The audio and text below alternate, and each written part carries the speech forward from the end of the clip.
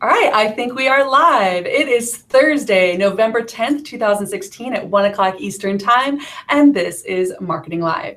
I am your host, Amy Jorgensen. On today's live broadcast, we're talking about events in stereo, how to make your campus events and campaigns succeed. Marketing Live is part of a Higher Ed Live network offering viewers direct access to the best and brightest minds in education. Live broadcasts allow viewers to share knowledge and participate in discussions around the most important issues in the industry. Today's live viewing experience is powered by Maestro, a premier marketing tech platform for broadcasters. All episodes of Marketing Live are free and accessible in the video archives at higheredlive.com and in podcast format on iTunes. Higher Ed Live is produced by M. Stoner, a marketing and communications firm that works with education industries on branding, strategy, web design, and more. I'd like to welcome our two guests today. We have Tiffany Broadbent Becker. Welcome. Thank you. And we also have Sarah Giuliano. Welcome. Hi. All right, great. So those who are watching along, you can ask any questions using hashtag HigherEdLive on Twitter, and I'll do my best to ask Tiffany and Sarah as they come in. All right, so let's dive in. Where do you start when you have an event coming up and you know you want to utilize social media? Yeah, so I think the best place to start when you have an event coming up or almost anything that you want to use social media for is to kind of set expectations right at the beginning. And it's usually done best by asking the question why, kind of figuring out why you want to use social media, why someone in your office thinks social media is the best thing to use, and kind of like why it's going to work with what your event is. So if you're doing like a really tiny little event that might just have like a dean and a handful of students, you're not really going to want them on your phone the whole time. But if you're having a large all-campus event, like for my office, it would be like homecoming or something, you're going to want people to be sharing the photos that they're already taking. And I think there's a few other questions too that kind of once you figure out that why, you need to start thinking of as well. So I think usually figuring out how, once you decide you want to do social media, there's a ton of questions that come with that. Are you going to want someone that's on campus and working with all these different people and trying to figure out where they're going to be doing social media and how they're taking photos and how they're working, and also figuring out kind of what your analytics are too. Like if you're doing this and you're spending the time and the money and the staff effort to do it, you need to figure out kind of how you're going to know what you do as a success and how you can continue to do it well in your continuing events. And I also think figuring out who too, like I said, if we're talking about kind of all these things that you're doing and how you're coming up with the social media plan and how you're executing it and utilizing it, figuring out who's going to be a part of that, how they're going to help, if you're having staff members tweeting things, if you're having other people saying things on Facebook, and things like that. Very cool. So get all the logistics down and make sure you said, I like what you said about getting the analytics ahead of time of like what you would be using as a measurement of success afterwards. So what are some of the different things that you use as measurements of success? Yeah, that's a great question. I think for me, I usually try to figure out engagement. I think if anyone's on social media, I think that should be kind of your number one thing if you're trying to figure out engagement. I mean, you could be putting social media out there, but if no one's looking at it or responding with it or talking to it, then what's the point? That's usually my main one. I don't know if you... Yeah, I think it's really engagement to figure out are people commenting? Are they talking about it? And even more importantly, are they sharing it? Are they being an advocate and sort of a messenger for your events? Because people are going to believe word of mouth from their friends way more than some big entity saying, you should attend this event. Yeah. So trying to get that word of mouth, I think, is the most important part. Very cool. So how do you assess what social media platforms you're going to be using? I think a lot of it is looking at who your primary audience is going to be, and then either based on just sort of the general demographics of, Facebook is kind of everybody, Twitter is a bit of a younger demographic, Instagram is a lot of folks that are on, prospective and current students and young alums, and then Snapchat would be pretty much straight prospective and current students, and just figuring out who is your primary audience and really trying to at least know that you want to focus there, but spreading it around to all of them doesn't hurt. People hearing about something they're not interested in is not necessarily bad, but definitely making sure that if we know we want to talk to current students and we have a Snapchat account, then we should be posting the event on Snapchat, for example. Yeah, and just like you said before, if you don't have a good plan of how you're going to execute it, you probably shouldn't be doing, putting your hands in a million different pots. You got to, focus on a couple. Right. So that's very smart. So how do you collaborate with other offices to help promote events or student groups? So we have a group of it's like 8 folks or so. I'm in the University Communications office, and Sarah is in the Advancement Communications office. So already we're sort of cross-collaborating because we have a group that's a handful of folks from my office, Sarah, and then we have some folks from news and media and things like that. And so we try and meet periodically to talk about what new social media things are going on and to let folks know we have homecoming coming up, here's the social media plan and things like that. And then if there is something really big coming up, we've done so William & Mary's basketball team, the men's basketball team has almost gotten into the NCAA tournament 3 years in a row. So close. So close. Like, they have a really good team, and if we could just win our conference tournament, then we would get in, and we've gotten to the final game and lost a lot. So, but in anticipation of that, we have a March on Tribe hashtag. And so back in January, we've gotten folks together. And so this is athletics. This is the student kind of booster group. It's the auxiliary services that runs the bookstore. It's advancement. It's alumni. It's my university communications office and the news office, and just sort of getting everybody together in a room just to kind of hash out what's going on, what's the plan, who's doing what, and then sort of keeping email threads going the entire time. So that's for a specific event. We also have the social media users group, so SMUG on campus. I made a mug that has SMUG written on the side, so it's a SMUG mug. One day I'm gonna go to a paint your own pottery class or something like that and add it. But so that's made up of pretty much anybody that does social media on campus at all. Anybody's welcome to join. There's no official thing that you have to be in charge of a channel or anything like that. But we have a Facebook group for that and a mailing list, and we'll meet together a couple of times a year to just kind of go over either new stuff that's come along or to watch a webinar or something like that. So that just knowing the people that are in charge of all those things really does help facilitate that kind of cross silo communication, breaking down those silos that we always talk about. So. Very cool. That's a good idea. I love the SMUG. That's absolutely hilarious. We came up with this, can we really call it that? That's awesome. So, all right, so you talked a little bit about a hashtag. So what are some things to keep in mind when you're creating a hashtag for an event? Because sometimes it works well, and then we've also seen, with McDonald's, sometimes it doesn't work so well. Yeah, I mean, the first thing that we try and do is to kind of research and pre-search the hashtag. So see if something has already been formed around your hashtag, and if it's, makes sense for you to use it and isn't completely obscure, then you can just kind of easily adopt that. But if you do come up with one, to make sure that you search it so that there's not other stuff on it that you weren't expecting. So for the William & Mary Homecoming, for the first couple of years, we had WMHC, which we were oh, it's so short, but no one, it's not particularly clear.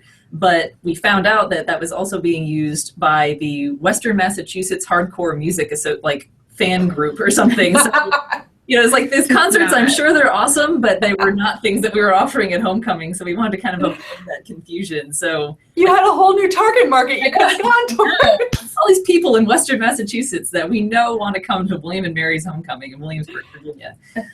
So definitely checking that, making sure, because if you're you can't really be fighting over a hashtag because really just nobody wins. Yeah. Then making sure that, so you're specific enough. So we changed it to WM Homecoming. We added a couple of characters, but got a lot of clarity out of that. And then making sure that the hashtag is readable. So if you're putting together a whole lot of a couple of words, you don't want to do an entire sentence because that's just a lot, but then capitalizing the first letter of each word just to sort of give people an indication that what the words are supposed to be. So it's not like a license plate where people can just read whatever they want. And because there was a WM Tribe Snow hashtag because we were all excited that it was snowing at William & Mary. And so someone came up with it and just started putting it out there. But then if you read it, it's WM Tribes Now or something. Oh. So you can you have to sort of give people an indication of what it is, because they can get read in any way. And if it does end up saying spelling something bad or unintentioned, then maybe changing the hashtag up from that. And then just testing it with folks around your office and asking them, does this make sense? Would this be what you would expect to use for Homecoming or for for our charter day or for graduation. Or is it memorable? If you're seeing it on a sign somewhere, are you going to be able to remember when you are tweeting halfway down the block that was the hashtag that you're supposed to use? There's not some crazy acronym that no one's going to remember. Yeah. So have you guys ever used like the hashtags that, hashtag blessed or, hashtag whatever, just to like some of the common ones just to draw like awareness and perhaps enthusiasm for it? Actually. So as probably most anyone who works in kind of a nonprofit area knows, Giving Tuesday is coming up just in a few weeks right after Thanksgiving. And we're actually going to be using Giving Tuesday in conjunction with one of our alumni-based hashtags, so that we get kind of all the conversation that we're having out into that public sphere as everyone else is talking about it that day. But we're also going to be adding on our second hashtag so that we're able to curate it and we're able to find and interact with those people. So so we have used it and we have put them together. I will say I generally try to avoid doing that because that is a lot of characters, especially in Twitter. But it is good when you do want to curate around that larger national scale and that larger national conversation. Very cool. That's a good idea. All right. So what tools or techniques do you use to get the message out on social media for an event? Yeah, we have a lot. So one of the ones that we use for homecoming and for like university birthday, pretty much any time where we're going into our big basketball stadium and we have the big screen set up and the stage and all that kind of stuff, is we'll use a tool. It's called Events Tag, but there are a lot of other ones out there. But essentially, it's social media aggregator that you can then project onto a screen. And so with Events Tag, it pulls photos from Instagram and Twitter with any given hashtag or a couple of hashtags, I think. And we moderate them mostly just to more eliminate duplicates than it is like, oh no, someone's going to post something horrible. But people will often post the same photo on Twitter and Instagram, and we don't want to have so many duplicates that you're seeing the same photo over and over.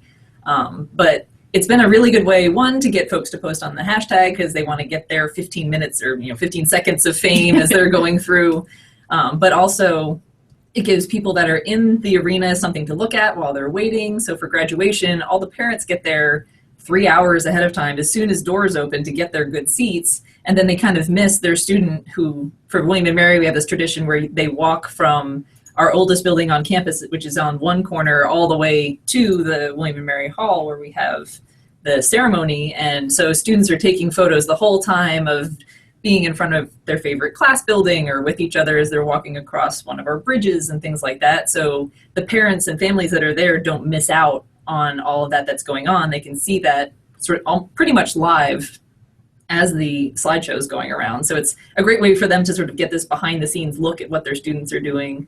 We even had people in the arena would post a photo, see that they had the photo come up, pull a selfie of them in front of their photo and then post that back to the hashtag. And I like saw the people doing it. I'm like, I'm just waiting for this post to come through and I approve it. And then you like hear this exclamation from some back corner of the arena so it's just kind of fun you do get to engage people a little bit, even if it is just on a really giant screen. But that's one of my favorite tools for these big events. And it's a great way to generate a lot of awesome photos that you can get that students are in their caps and gowns and with all their friends, or with the Charter Day thing, we want people to wish William & Mary a happy birthday. And so some offices will create their own graphics or take a staff photo or something like that. So it's also a way for those offices to kind of get their name out there to all the students and whoever else is in the arena that, oh, hey, we're on Instagram, or oh, hey, we're on Twitter. Yeah, and kind of in that vein, something else that both of us use, but we kind of rely on a little bit, is a tool called Tagboard. And it kind of does the same thing where it curates all of these posts around a certain hashtag or a few certain hashtags onto one online pegboard. That's really great because we usually like to embed it and place it on websites. So kind of on the alumni side of things, we generally do a giving day every year, where obviously we ask alumni to come back and to give. And what we do for that is we'll take that tag board and we'll put it right on, it used to be in the bottom of the website, but now we've actually exported it to a whole social media page where people can sit there and follow along and retweet and kind of see what's happening. And it's a really great way to help people show that even though you're participating in a day, there's still something else you could be doing by talking and using a hashtag and working with other people. And it also just builds excitement. Like we have people who get on that tag board during our giving day and they just follow along with progress all day. And they're like, yeah, we're almost there, almost there. And it's really great to kind of have like this one central area where everyone's getting excited and celebrating, and it just helps build that momentum. So do you have to pay for the events tag or the tag board? Yeah, so the events tag, when it was like 3 years ago, you bought a chunk of time that you could broadcast the thing, and so, but we've been working through that giant chunk of time for a while now. Yeah. I think it was just a couple $100 when we did it. So, and it's being used for, like I said, our birthday event, graduation, for move-in day. So we try and use it in a lot of different places, and you're only ever really broadcasting for maybe a few hours at a time. And I think we bought like a 20-hour block or something like that. Mm-hmm. So, and then the tag board, I think we'll have to be paying for it soon. Grandfathered in. Yeah. But there are lots of other tools out there that do very similar things that are free. So you don't have to have the budget, because we don't have very much budget at all. And it's just like very strategic. Like we can get the most bang out of our buck with this events tag thing because it's something that's, very large and very visible.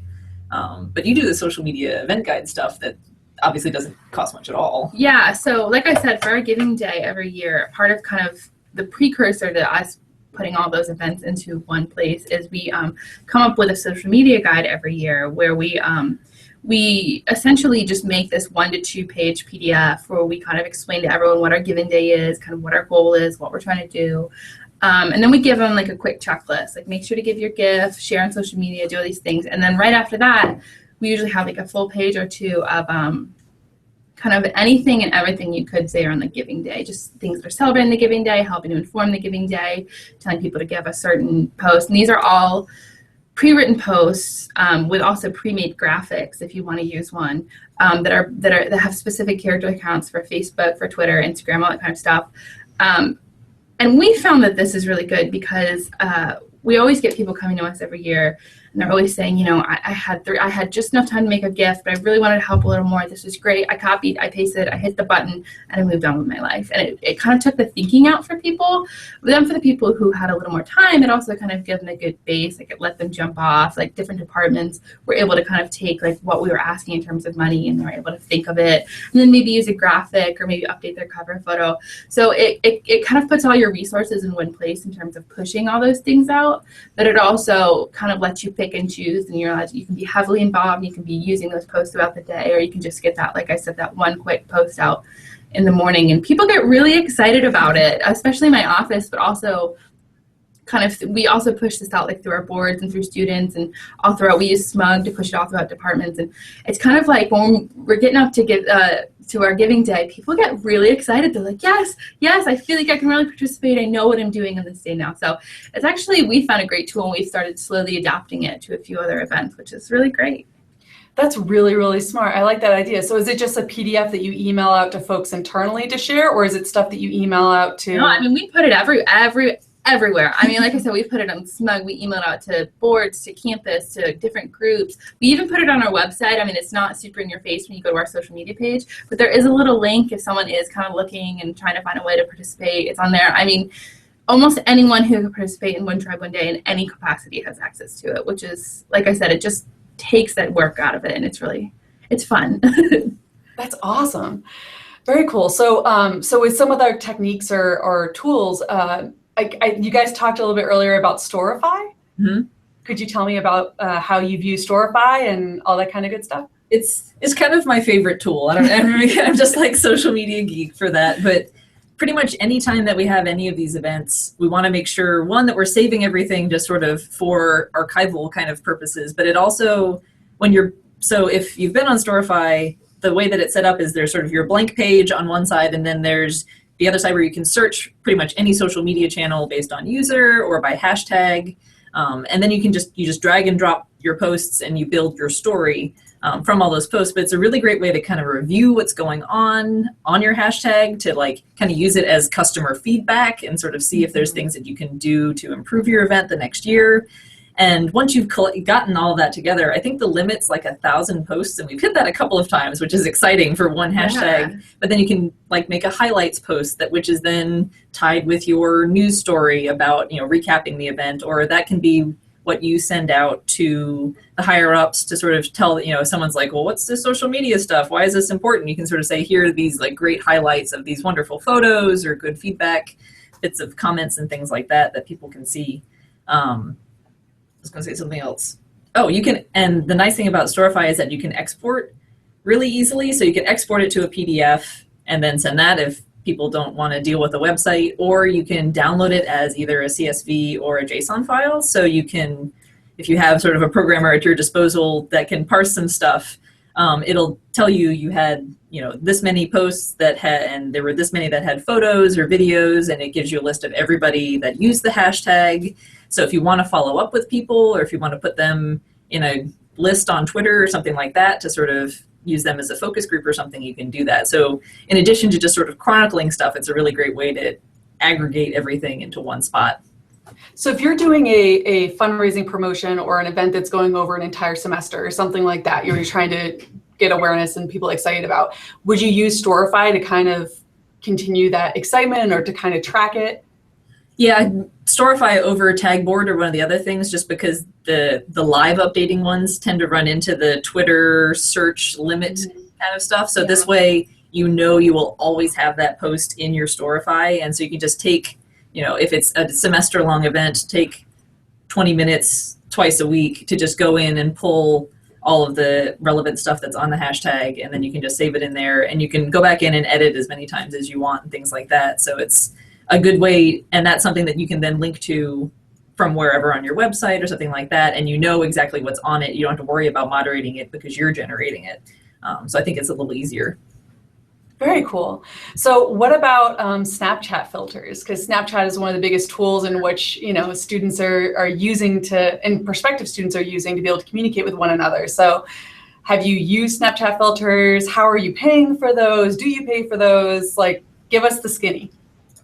So actually, funny enough, you say they're students, but I feel like we started slowly using them a little more on the alumni side of things, mainly for young alumni events. So a good example is we just had homecoming here, William and Mary, a few weeks ago. And so we created a filter that we put kind of in the main area on campus, and we put it in a few different areas, like where events are happening, smaller events. And we put it like where the on the parade route at one point, and we put it where like a night party was happening, things like that. So people were able to use it. And kind of as a side note for that, we also created some lawn signs that said, you're entering a Snapchat geofilter, like special geofilter zone. Make sure to use it and then tweet or send out your photo using this hashtag. And we put those all throughout, like when you were entering, we have a main central area on campus called the Sun Garden. As you were entering it, you saw those signs, you're entering tents, you saw those signs. So people knew that they were using Snapchat, because I think we found that people will see it as they're flipping through, but they don't know if it's actually official or anything. So people understood that it was there and that they were able to use it. And then you guys use it a few times for... Yeah, we used it for commencement this year. Was the very first time we'd ever been ventured into the Snapchat filter land of things. And at that point, you were able to include a hashtag on the filter, and now you're not, which we learned when we tried to submit something for move-in day. I asked our graphic designer to create one that had the hashtag and one that didn't, and submitted the hashtag one first, got immediately rejected, submitted it the second time without the hashtag, and was immediately approved. It's like, okay, fine. We came up with those signs so that if people did want to, kind of going back to what we were talking about hashtags earlier, if people did want to push it out there on their main social media channels, they knew how to get it aggregated as part of our conversation. Yeah, I mean, that's like with a hashtag, it's trying to put it everywhere and not just thinking about digital spaces. Like, don't just mention, hey, use this hashtag, but it's like, you have printed signs, you have invitations, you have posters, programs, those signs, like anywhere that you're going to mention your event, just include that hashtag too, because one, it's not going to be that many characters, and it never hurts to just let people know a little bit more information. And a lot of people now are looking for hashtags, like every TV show has one in the bottom right corner. Yeah. So they're kind of expecting that that's going to be there. And so if they don't see one, they'll make one up, and it might not be the one that you came up with. So you could be losing out on sort of seeing what folks are talking about and engaging with them if you're not publicizing it enough. That's a really good call. So how are you, like, so when you come up with, your strategy and all that kind of good stuff, how are you collaborating with other offices and departments so that they can feel like they are involved? So if you're doing a commencement or homecoming event, how are you, like, how was it the SMUG group? How do they make it feel like it's theirs too, so they can advocate for it? So the same kind of thing that Sarah mentioned with the big social media guide, we'll even do just sort of small email versions of that for events, and just encourage, like, if it's appropriate for your audience, we encourage you to share this. But pretty much at any time, if anybody in the SMUG group has an event that they want publicized, they can send that in and be like, hey, we need some help with this. But a lot of it's realizing, okay, the biology department isn't really going to need to send something out about the men's basketball team or something like that, and sort of realizing that as much as you want everybody in every single office to always promote all of your things, that you have to be mindful of the audiences and the channels and stuff like that. But for things like a giving day, that can absolutely be everybody all the time, because everybody needs money. But I think just having those communication channels open and just having them available is the best way to just have that cross collaboration, because I don't think, oh gosh, who am I supposed to talk to in the School of Education? We want them to post this thing. And be like, no, I'm going to go talk to Julie because she's the one that's in charge of this. So it's just having those common conversations and those common, denominators of, oh, everybody's in the SMUG group and we've had a happy hour together, we've gone and grabbed coffee. And I think those interpersonal communications are probably more important even than just sort of having the group in general. Very cool. So how do you strike the balance between, you've talked a lot about fundraising, so how do you strike the balance between engagement and fundraising? Because you don't want to just always be asking for money. Yeah, I think that's the big question, right? It's like I said, it's a big question. So I think the first thing is kind of what we've been talking about in terms of both making sure that you have the communication open. So if you're not the one who's doing the fundraising, if I'm doing the fundraising, I'm going to Tiffany to talk to her about why sharing about the giving day is great. Just making sure that communication is open and that she understands how she can participate and what she can do and all those kind of things.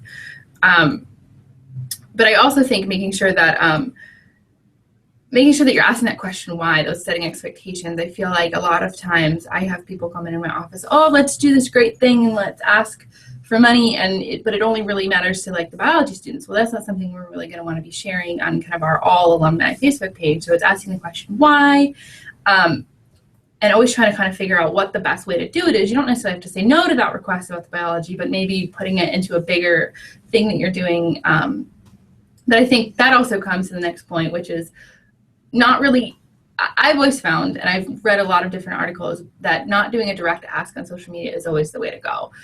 People aren't on social media to be asked to give. I mean, people are on social media because they're there, they want to see the fun photos of the pets and the beauty campus, and they're not really there for the asking to give. So I've always found that it's a lot more effective if you find a way to get people to a website where there could be that give, but it's not in their face, it's not what they need right now. So a really good example of that is we actually had kind of a month-long giving campaign for our fiscal year end just a few months ago. And we found different questions to ask people that they would relate to no matter what. So a good question we ask is what was the song you listened to the day that you moved in? And we kind of we push them out to another web page, and this page had all these different songs based on what year you were in. So if you were in 2005, it could have been a Beyonce song, but if you were in I don't know, if you just graduated a few years ago, it could have been a recent top 40 hit. And so it made people really have that heartstring and kind of what they're on social media to engage with. But at the bottom of that webpage, that's where we had the ask. We explained why we had asked this question and how we want to continue to have students who have these memories, and we want to, obviously give to scholarship, all that kind of things. So it wasn't a hard ask. It was something that they already enjoyed and that they were able to engage with. But then it kind of at the end, if they wanted to give and they felt compelled to give, it had that quick ask, that quick grab. So just not making it explicit, just finding other really interesting ways to get people to feel involved on social media. I love it. And by the way, Jimmy Eat World. I don't know if you remember them, but you said that. I was like, oh my God, what was it? When I was like, it was Jimmy Eat World and it was the middle or whatever. And we had so many like really visceral reactions because I feel like a lot of people, at least for a question like that, a lot of people hadn't thought about that for a really long time. So that's actually a good point, like thinking of things that like have to do with college, but maybe you haven't remembered like what your favorite like sandwich was in like the cafeteria in like 10 years. Like you're totally going to have that memory and you're going to want to think about it. So. And it wasn't in the email. It was like, now, did you love this song or did you hate this song? So yeah. Yeah, if you hated the song, then we came out to another page where you were like, yeah, we hate that song too, but at least it's not like that Justin Timberlake song that's really popular right now. Want to keep having students who hate that song too, things like that. So I mean, there's ways to make people really feel involved with it without. I mean, it didn't take us long. It was a quick project and it was really fun, I think, for everyone. I love that. Sorry. No, it's great. So as we're tying up, do you have any last tips for folks when it comes to event marketing and really things that we need to keep in the back of our mind to make sure that our events are successful and that we're really cultivating those brand advocates that you've talked about? Recapping. Oh, that's hard. I mean, I think a lot of it is, we've mentioned it multiple times, just especially for campus-wide events, is having that open communication, either establishing a mailing list of folks that you always email when something big happens that you need help with, and making sure, like Sarah's just literally directly above me on the floor, the next floor up, right. And we're going back and forth up and down the stairs, multiple times a week, just, I have this question, do you think this resonates well? And just sort of getting that feedback from people and not just working in a vacuum of, here's just hoping that this works and shoving it out there, but really getting people to talk, trying to tie it, like Sarah said, to those kind of visceral feelings and those emotional tidbits, whether that's saying, do you remember your homecoming? Well, we have another one coming up and you should come. Graduation is always an emotional time and things like that. So trying to get those in the things that people want to engage with, the things that people want to share. So when that goes up on social media, make sure you include the hashtag on it, but also have it be something that you're not just being like, well, I wouldn't want to share this, so why am I going to ask anybody else to? And so making sure that you ask that question, is it shareable? Is it worth sharing? I think is really important. I don't know. Yeah. I think for me, my number one thing is always making sure you're kind of asking the question why. And that's not even like in a mean way, just like I said at the beginning, just always making sure you're kind of understanding what you're doing and kind of what your plan is, and just never flying by the seat of your pants. Because that's always kind of, I found that when we've done events where we've kind of just been like, oh, let's do social media for this, it never, ever does well. And just making sure that you're being as thoughtful as you can, reaching out to other people, pre-planning things, creating graphics as you need them, and just knowing what you need to do. And I bet that's like social media in general, like always knowing what you need to do. But that's always what I feel is most important. I love that. Well, I want to thank you both so much for joining us today. I've learned so much, and I'm sure our users have too. And if anyone else has any additional questions, I've been tweeting stuff online, so you're welcome to reach out to the fine young women who have been giving us all their guidance. And I'd like to thank you always to our sponsor, M. Stoner. And thank you for joining us today. Make sure to check out more shows from Higher Ed Pros on higheredlive.com, and we will see you next time. Bye, guys. Bye.